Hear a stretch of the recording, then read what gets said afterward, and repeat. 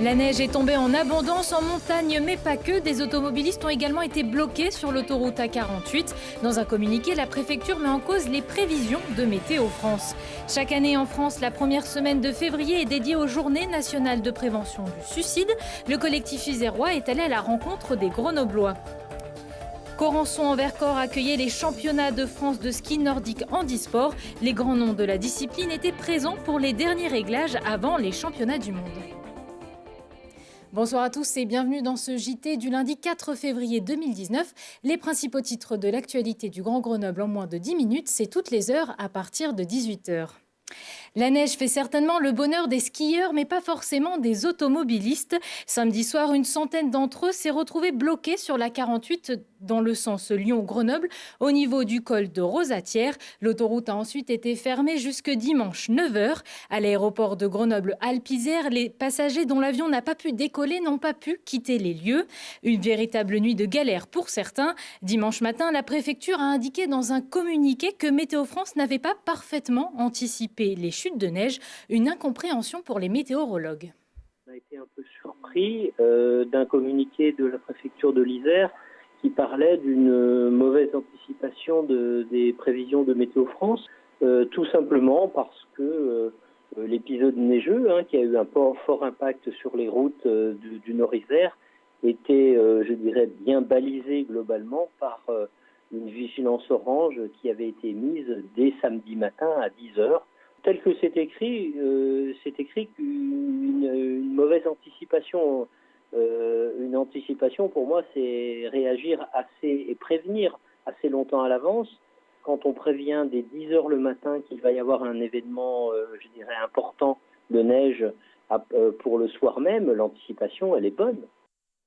La neige qui a par ailleurs provoqué une coulée impressionnante comme ici à Allemont en contrebas de Vaujany où un petit hameau de la commune a été coupé en deux. Une énorme masse neigeuse a dévalé la pente. La coulée a frôlé les habitations mais n'a causé aucun dégât. Résultat, un mur de neige de 50 mètres de large et de 6 à 7 mètres de haut.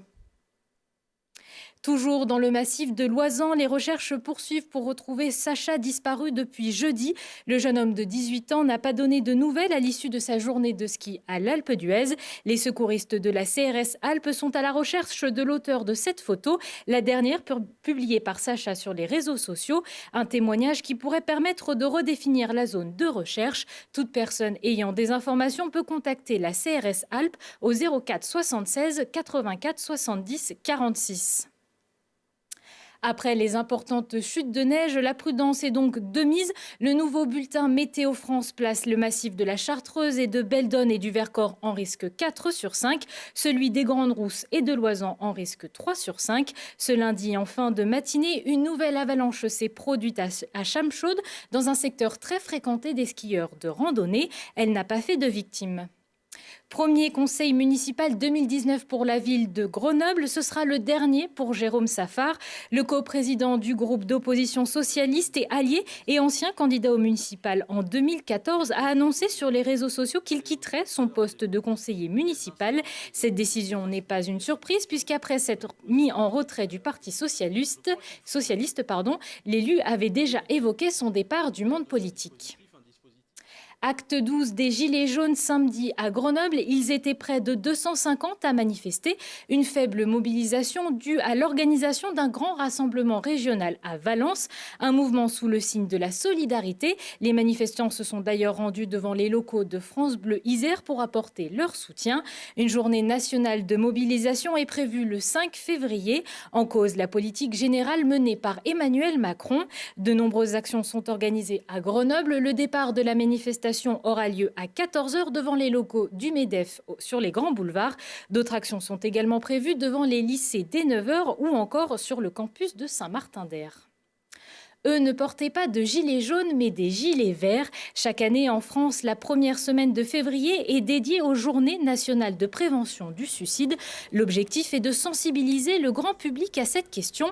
Le collectif isérois pour la prévention du suicide est allé à la rencontre des Grenoblois sur l'avenue Félix Poula samedi après-midi. Chaque année en France, il y a 9000 personnes qui décèdent par suicide et on compte environ 200 000 tentatives de suicide. Et on sait que plus il y a de personnes sensibilisées à cette question-là, plus il y a la possibilité d'aller repérer les personnes qui sont en crise suicidaire, qui sont en difficulté, en grande souffrance. Et les personnes qui décèdent par suicide, dans la grande majorité des cas, avaient évoqué leurs idées suicidaires avant. Donc comme elles avaient évoqué leurs idées suicidaires avant, on se dit qu'il y a sûrement quelque chose à faire pour pouvoir en parler avec elles et essayer de les aider à aller mieux. C'est toujours très compliqué de savoir exactement pourquoi une personne s'est suicidée. On sait en tous les cas que la dépression, c'est une maladie qui entraîne une souffrance psychique majeure et qui est à l'origine d'un mal-être tel que les personnes peuvent être amenées à penser au suicide. Ça, c'est la dépression, c'est la première raison. Après, il y a plein d'événements de vie difficiles qui peuvent être à l'origine d'une souffrance psychique, mais 90% ou même plus des personnes qui décèdent par suicide expriment avant tout une grande souffrance psychique. C'était avant tout pour arrêter de souffrir qu'elles passent à l'acte et qu'elles se suicident. C'est pas forcément pour mourir, mais c'est avant tout arrêter de souffrir. Mardi 5 février à 20h15, le cinéma Le Club organise une soirée débat autour d'un documentaire de Katia Chapoutier, est organisé avec le thème « Comment se reconstruire après le suicide d'un proche » en présence de la réalisatrice. Ce lundi 4 février, c'est la journée mondiale du cancer. Dans ce domaine, le synchrontron est à la pointe de la technologie puisque des chercheurs ont réussi à révéler les mécanismes d'action d'une molécule dans les cellules d'une forme très agressive du cancer du sein appelé triple négatif. Il représente entre 10 à 20% des cas de cancer. Une étude qui pourrait contribuer au développement de mécanismes alternatifs à ceux de la chimiothérapie classique utilisée dans le traitement de la maladie. Prochaine étape pour les chercheurs, découvrir comment cette molécule agit sur les cellules saines et étudier sa toxicologie. Ce week-end, à Corançon, en Vercors, accueillait le championnat de France de ski nordique handisport. Tous les grands noms de la discipline étaient présents afin d'effectuer les derniers réglages avant les championnats du monde. Lina Badreddine. Du tir, du ski de fond, c'est le championnat de France nordique handisport. Les catégories handicapés debout, assis ou malvoyants sont représentées. Amateurs et professionnels s'affrontent sous l'œil admiratif du public. Pour encourager les jeunes du club des jeunes chamois, dont mon petit frère et Chloé Pinto qui est derrière. Du coup, on les soutient tout le temps. Dès qu'ils font une course, on est avec eux. Je suis fier de mon petit frère. Et vous êtes fier de vous-même ? Oh oui, très fier. Ils sont impressionnants. Hein. Oui. Certains sont vraiment impressionnants. Et puis c'est, vu leur handicap, je pense que des fois on n'arriverait même pas nous à les suivre.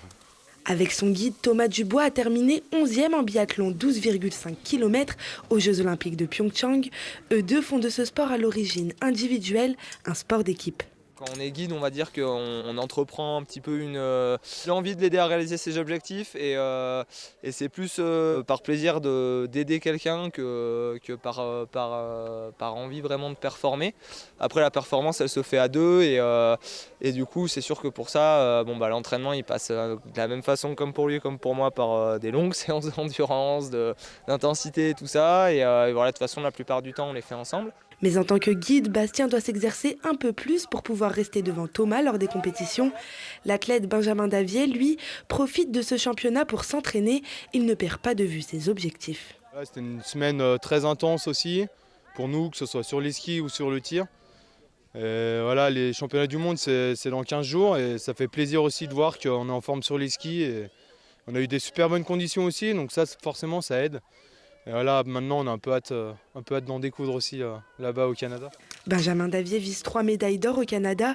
En attendant, il profite du cadre idyllique du Vercors, berceau du ski nordique. Les championnats du monde, ce sera donc à Prince-Georges au Canada et ça sera du 15 au 24 février prochain. Et de 7, les hockeyeurs grenoblois remportent leur 7e match consécutif. Les BDL se déplaçaient à Gap en 40e journée de Ligue Magnus. Score 4-1 pour les grenoblois. Prochain match pour les hommes des d'Auterglave, mardi 12 février. Ils recevront Mulhouse à la patinoire Pôle Sud. Prochain rendez-vous avec l'actualité dans 1 heure et en replay sur télégrenoble.net. Je vous souhaite à tous une excellente soirée.